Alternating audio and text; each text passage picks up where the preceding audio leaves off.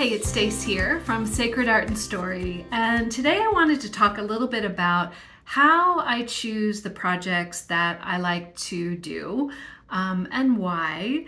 And I know that might seem sort of like a weird topic. You might be thinking, well, I just choose the things that I want to do, And I think that's good. I think that's important at the beginning of sort of a journey, maybe into your creativity. But I bet that there comes a point where you really start to think about, why do I want to make this, and why is this important? Why am I going to spend my time on this too? And I have been thinking a lot about this, in part because kind of what happens is I go through Instagram and I see a bunch of cool stuff and I save everything.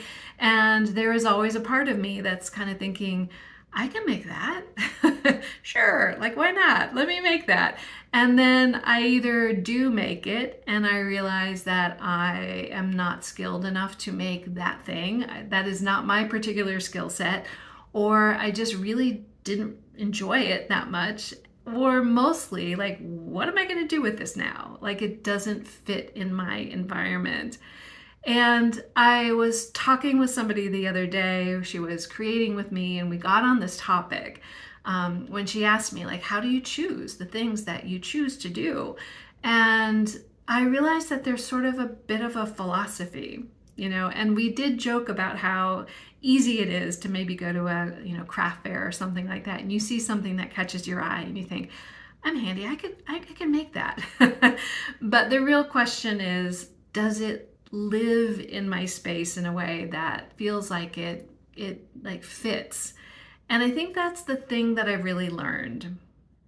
I think that dabbling is really important as you maybe are coming into your creativity again. And so many women go through a period of time in their lives where, of course, there's no time for that.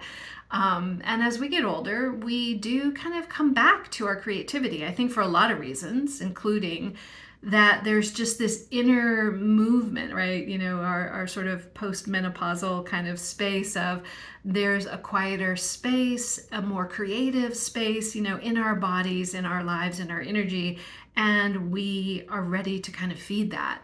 And there's more time for all of it, and we just start to dabble a little bit. Like, we don't really know where to start because it's been gone in our lives for so long.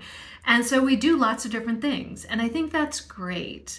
We get to figure out then the things that matter to us. We get to decide, I love these materials, I love this process, and we sort of whittle things down a little bit and start to create in ways that we want to. And I think kind of what's always sort of frustrating for me is that a lot of times, like on Instagram or somewhere, you'll see like a really beautiful kind of process, collage work. I love collage work. I love sort of all the foddery kinds of things that, you get with that, and the ways that you kind of create watercolor and paper and, all the stuff. And I kind of look at that and I think, people get called into it because it's beautiful, and then the frustration is there because sometimes it's just not what you can do. And I've learned that it is not something that I can do.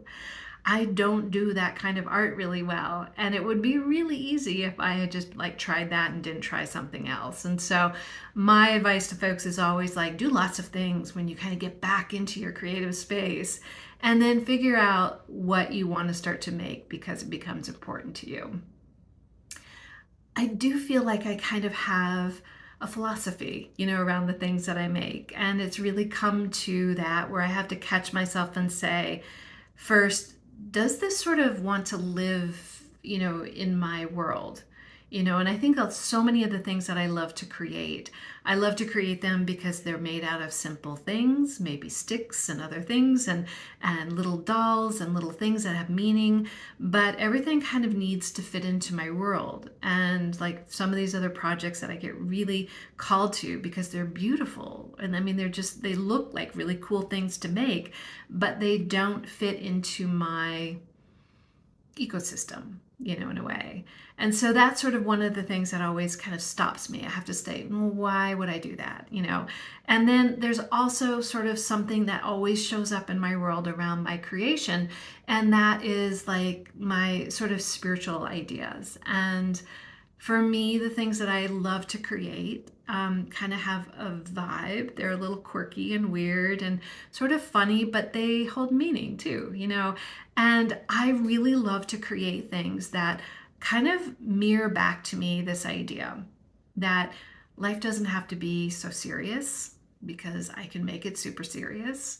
Um, there can be like joy in growth. It doesn't have to be hard, and there's just something that you can see that just kind of makes you smile. And I love to catch those things out of the corner of my eye in my home. So again, it is that like ecosystem that I want to create, a story that I'm developing because it matters to me. And those are the things now that I love to create. And so when I go to make something, I kind of like hold it up against those ideas.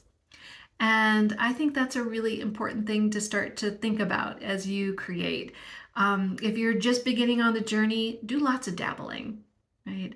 But as you really start to figure out what you want to do and what you like to work with, I think the question is also why. Like, why is this important? How does it become part of your life, your story, your ecosystem? Because if it's just sitting in a drawer and you never see it, I don't know, like what will you do with that? I hope that it gets to come out and be part of your world and what you see every day, because it does something for you. So anyway, that is my story for today. I just thought it was kind of an interesting thing to talk about, because I do talk about this a lot with folks, and there's always that, oh yeah, I could make that. But then the question is, should I? Do I need to? All right, take care.